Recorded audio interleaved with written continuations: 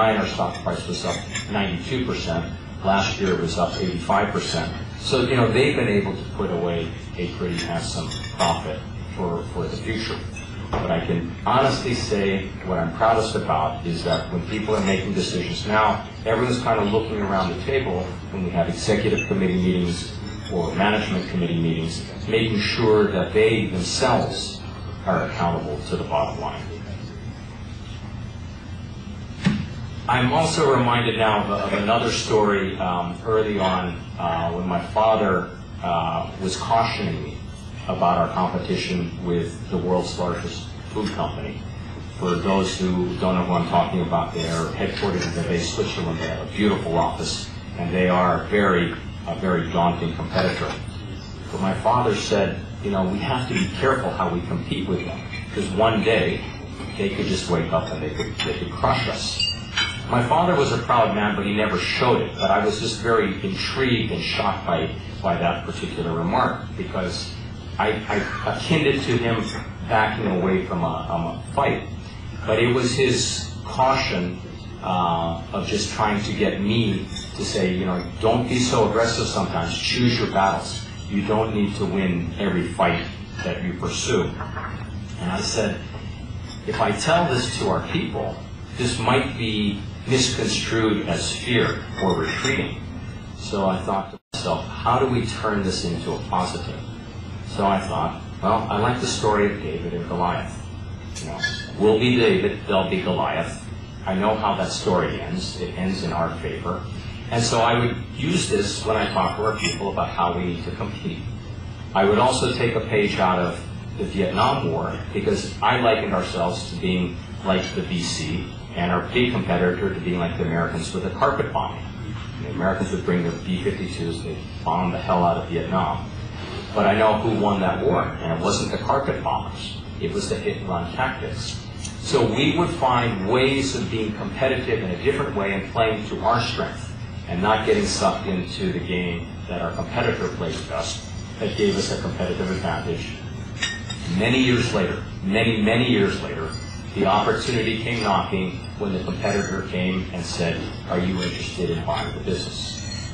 And fortunately for us in the Philippines, there is no antitrust. We are able to buy a company that will give us a market share in excess of 50%. In fact, now we have a market share of about 82% in the category. But in doing so, it wasn't just a chance to get a big market share, because as I told our people, the responsibility now is to grow the category and to ensure that being in the milk business, that we can provide affordable nutrition, especially in a country where per capita income is as low as it is. And we have to worry about and be concerned with malnutrition and undernutrition. So, to me, this story of being cautioned by my elder, by my mentor, and by my hero is something that I think the older generation needs to share with the younger generation. Because even in my generation, we've seen very little adversity compared to the generation before mine. And I look at my kids' generation, and they've gone through perhaps the most amazing accomplishment of wealth in a 20-year span. Not just in the United States, but globally. If you look at the wealth that's been created, a lot of younger individuals do not understand the hard times. Now, I'm not talking about the people in the province. I'm not talking about the people in the streets, because many Filipinos here do have it extremely tough. But I look in this room and I use you as really the example that our children have had, relatively speaking, very little adversity to deal with. After we had grown the businesses, and then I began to have, we had children early on, we had to have the discussion, what's going to happen to the business when I retire? And I have no plans of retiring soon, much to my wife's chagrin. But, what do you do with businesses, and how do you actually broach the subject? I'm sure in a Filipino, Chinese, American household, the discussion is no different than it would be in a Filipino, Indian dining table. The son doesn't go to dad and say, hey dad, when are you going to move on? When am I going to be president? Right? It's a tough discussion to have in the household. And so, for the longest time, I wanted to have that discussion. I would find cryptic ways to discuss, what are your plans for the future? Not that I was necessarily itching to be the person to make all the final decisions. Because if I had it all over, I wish my father were still here today.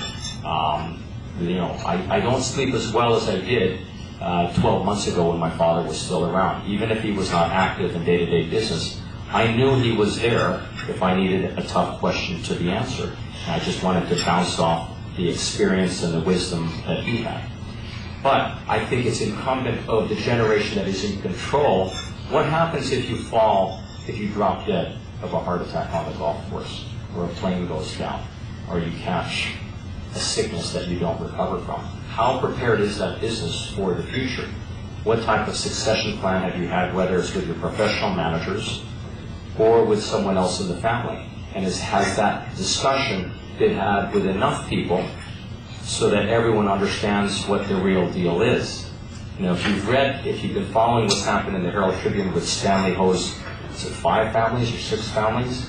I mean, that's a real mess.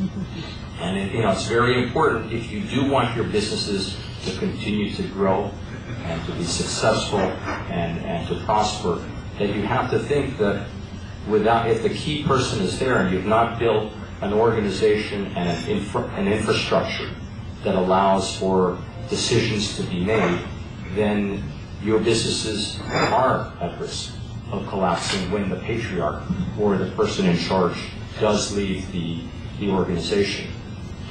I've had the good fortune to be involved in an organization called the Young Presidents Organization. And it is the premier institution globally. We have over 10,000 members in 180 countries. But we talk about a whole variety of factors, and of course, more than 60% of all YPOers come from a family business. And when you talk about succession planning, how do you have that discussion?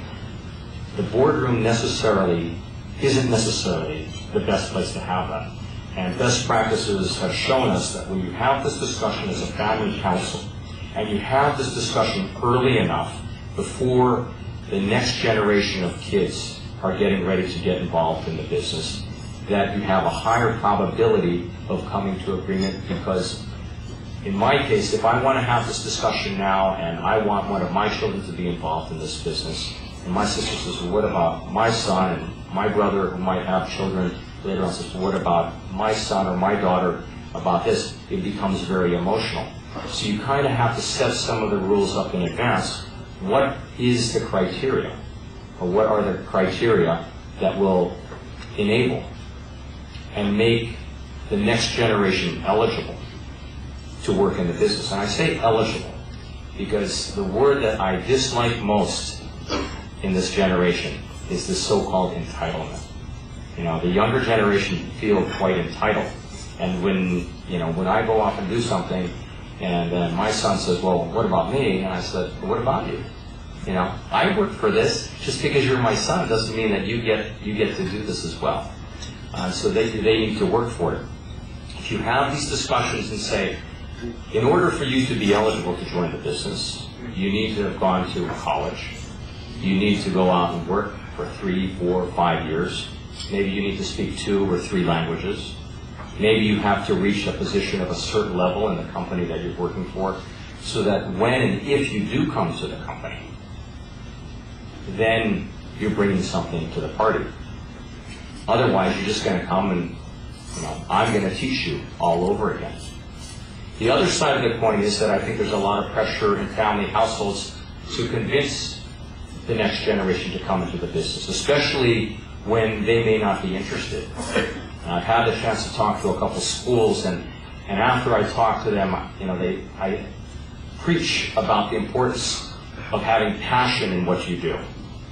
And sometimes that passion isn't coming to the office and worrying if we're going to sell another case of Alaska milk or selling another pair of Oakleys or something like that. Maybe their passion is in teaching. Maybe it's in being a doctor. Maybe they want to be an artist.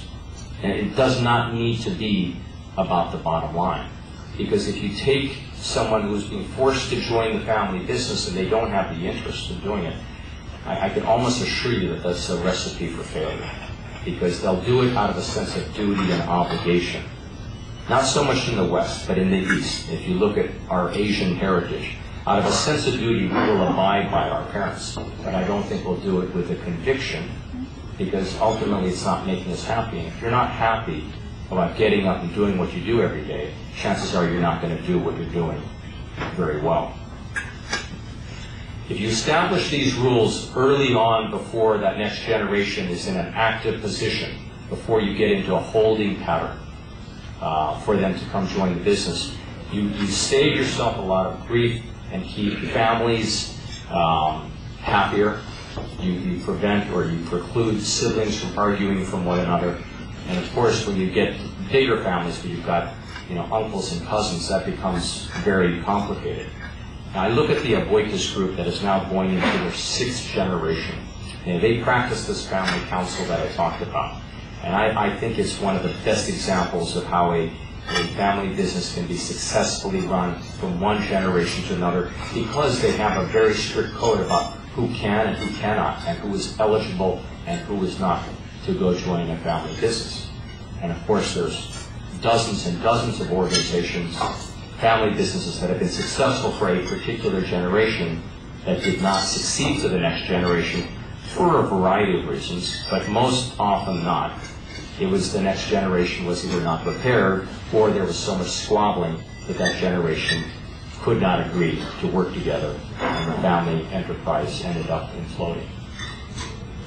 So those were just some of the different anecdotes that I've learned in the 25 years that I've been involved with our family business. It's what we do, it's what we practice in our family business. My father, I think, was very astute in making sure that my brother and I, we get along famously together, but he runs our businesses in the U.S., and I run our business here. We sit on each other's boards, so we counsel and we advise each other. But we didn't have that situation where, as oldest son, you're anointed and you inherit everything. That's just, I think maybe perhaps being married to an American wife, that didn't sit well with her. So we have a lot more equity and equality in the way we've handled our family situation. So I hope I've been able to share with you just some of my experiences. I'm sure in the questions that follow I will learn a lot more from you, and I hope maybe sometime when I come I'll learn from more of the distinguished gentlemen in this audience. Thank you very much for your attention.